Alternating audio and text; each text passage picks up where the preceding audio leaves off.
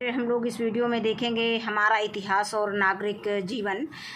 ये एक अच्छा साथ की पुस्तक है। तो इसमें आज हम लोग इतिहास का पार्ट देखेंगे, इतिहास का भाग देखेंगे, यानी इतिहास पार्ट 7 दक्षिण के राज्य।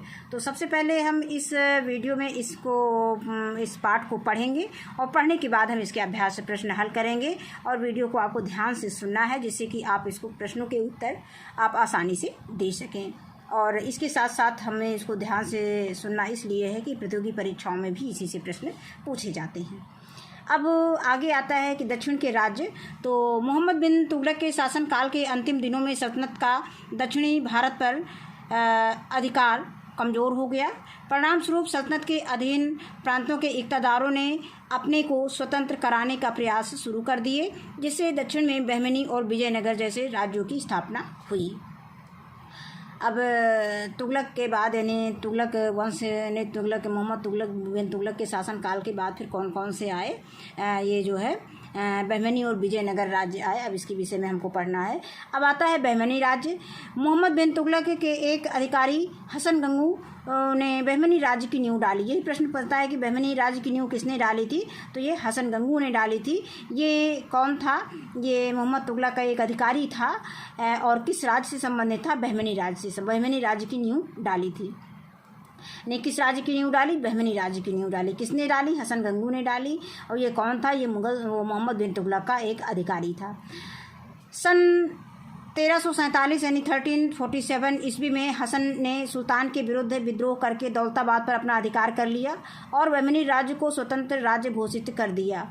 उसने बहमन शाह की उपाधि धारण की और वह इस राजवंश का पहला शासक बना। उसने अपने राज्य को 4 प्रांतों में बांटा: गुलबर्ग, दौलताबाद, बरार और बीदर। ये पूछे जाते हैं चारों राज्य की जो है इस राजवंश का, यानी बहमनी राजवंश के चारों कौन कौन से राज्य हैं। तो ये चारों राज्यों को आपको क्रम से याद करना है।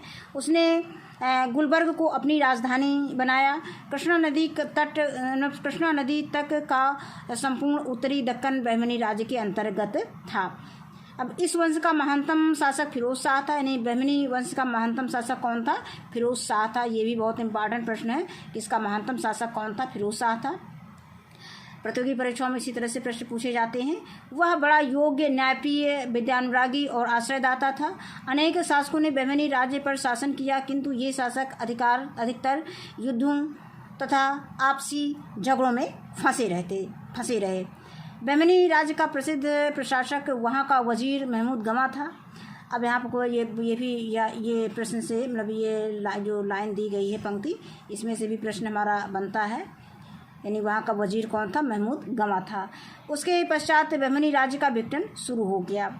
बहमनी राज्य टूटकर 5 राज्यों में बट गया। ये भी इम्पॉर्टेंट है कि बहमनी राज्य टूटकर कौन कौन से राजवंशों में टूट गया, कौन कौन से राज्यों में बट गया था। तो अहमदनगर, गोलकुंडा, बीजापुर, बरार और बीदर। अब इसमें ये ऑप्शन में दिए रहते हैं और ये 4 ऑप्शन दिए रहेंगे। हो सकता है किसी में एक राज्य को हटा दिया जाए, दूसरा राज्य शामिल कर दिया जाए, और किसी में पूरा रहेगा। तो जिसमें ये चारों रहेंगे उसी को, ये 5 जिसमें राज्य रहेंगे उसमें हमको सही का निशान लगाना है परीक्षाओं में, प्रतियोगी परीक्षाओं में। अब इसके बाद आता है विजयनगर साम्राज्य।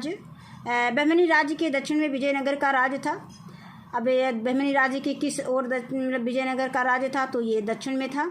हरिहर और बुक्का नाम के 2 भाइयों ने इस राज्य की नींव डाली। विजयनगर राज्य के साम्राज्य की नींव किसने डाली? हरिहर और बुक्का नाम के 2 भाइयों ने डाली।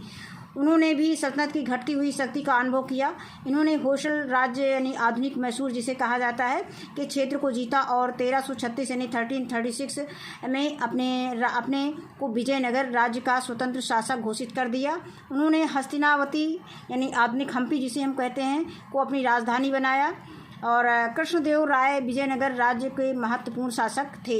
अब यहाँ पे ये चित्र में दिखाया गया है, ये बीदर का किला दिखाया गया है और इसके बाद यहाँ पे रथ मंदिर हम्पी में दिखाया गया है। ये हम्पी का रथ मंदिर जो प्रसिद्ध है वो दिखाया गया है।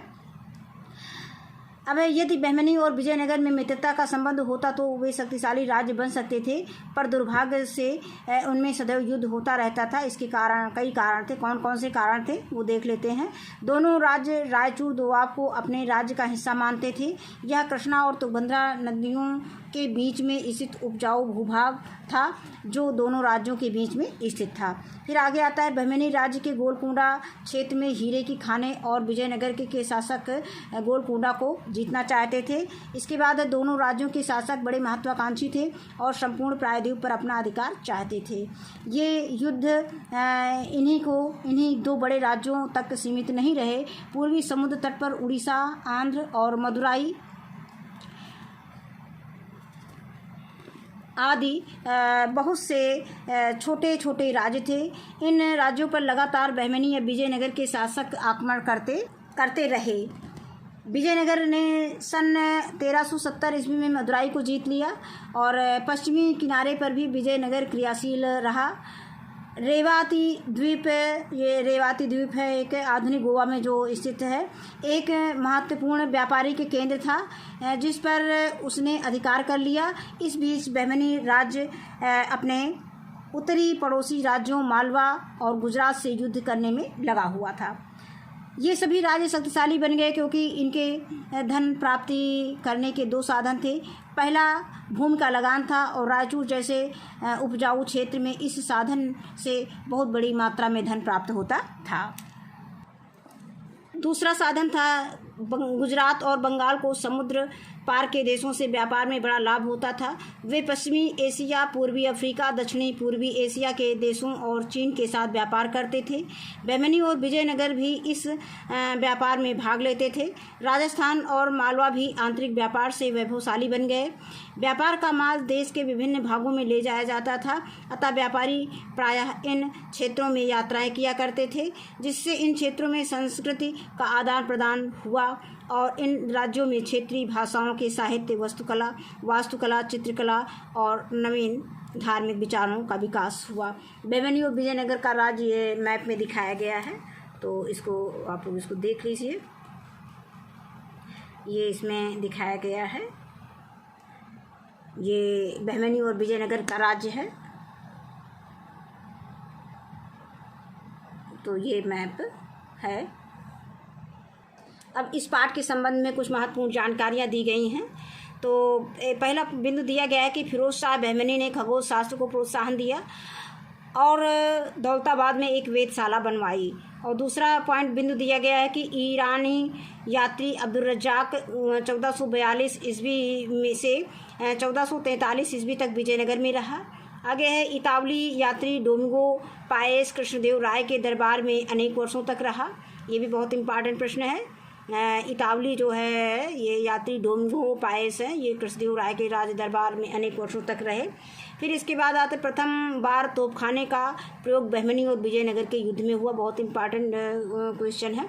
अब आगे हम इसके अभ्यास प्रश्न देखते हैं। तो पहला ही प्रश्न दिया गया है कि बहमनी राज्य का संस्थापक कौन था। तो इसको अभी हम लोगों ने पढ़ा था कि बहमनी राज्य का संस्थापक हसन गंगू था।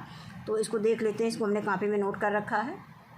तो पहला प्रश्न दिया गया है कि बहमनी वंश का संस्थापक कौन था। तो बहमनी वंश का संस्थापक हसन गंगू था। इसको हम इस तरह से लिख सकते हैं। प्रश्न संख्या खा है कि बहमनी राज्य टूटकर कौन कौन से राज्यों में बट गया। तो इसका उत्तर है बहमनी राज्य टूटकर 5 राज्यों में बट गया। हमने बताया था कि बहुत इंपॉर्टेंट है ये। अहमदनगर, गोलकुंडा, बीजापुर, बरार और बीदर में बट गया था। इसके बाद अगला प्रश्न आता है विजयनगर साम्राज्य की नींव किसने रखी थी। ये विजयनगर साम्राज्य की नींव हरिहर और बुक्का नाम के 2 भाइयों ने रखी थी। इसके बाद अगला प्रश्न है कि बहमनी और विजयनगर राज्यों में किन किन कारणों से युद्ध होता रहता था। ये भी अभी हम लोगों ने पढ़ा है। तो इसको हम उत्तर में इस तरह से इसका उत्तर लिख सकते हैं अपनी कॉपी पे। बहमनी और विजयनगर राज्यों में निम्नलिखित कारणों से युद्ध होता रहता था। नंबर 1 में दे सकते हैं, कृष्णा और तुंगभद्रा नदियों के बीच में स्थित रायचूर दोआब के उपजाऊ भाग को दोनों अपने राज्य का अंग मानते थे। दूसरा है, विजयनगर के शासक गोलकुंडा पर हीरो के खानों के कारण विजय पाना चाहते थे। अगला है, दोनों राज्यों के शासक महत्वाकांक्षी होने के कारण सारे प्रायद्वीप पर अधिकार करना चाहते थे। इसके बाद आगे है कि दोनों राज्यों में व्यापार में सफलता अर्थात समृद्धि पाने की होड़ लगी थी, जिसके कारण दोनों राज्यों में संघर्ष होना निश्चित था। फिर अगला प्रश्न है कि कृष्णदेव राय के बारे में क्या जानते हैं। तो कृष्णदेव राय विजयनगर राज्य के महत्वपूर्ण शासक थे। अब पहला, इसके बाद प्रश्न संख्या 2 है कि रिक्त स्थानों की पूर्ति कीजिए।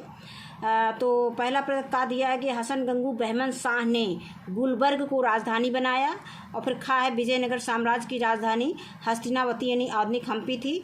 विजयनगर साम्राज्य का प्रमुख शासक कौन था? कृष्णदेव राय था। रायचूर दोआब, कृष्णा और तुंगभद्रा नदियों के बीच का क्षेत्र था। इसके बाद आता है अगला प्रश्न, प्रश्न संख्या 3 है कि सही जोड़े मिलाइए।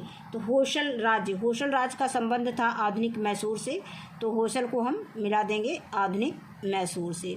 इसके बाद आता है हस्तिनावती का संबंध था आधुनिक हम्पी को हस्तिनावती कहा जाता था। रेवाती द्वीप जो है ये आधुनिक गोवा है। रेवाती द्वीप की बात पाठ में आई थी, तो ये आधुनिक गोवा है, ये इसका संबंध इससे है। तो बस ये पाठ हमारा यहीं पे समाप्त होता है। इस वीडियो में बस इतना ही। वीडियो देखने के लिए बहुत बहुत धन्यवाद।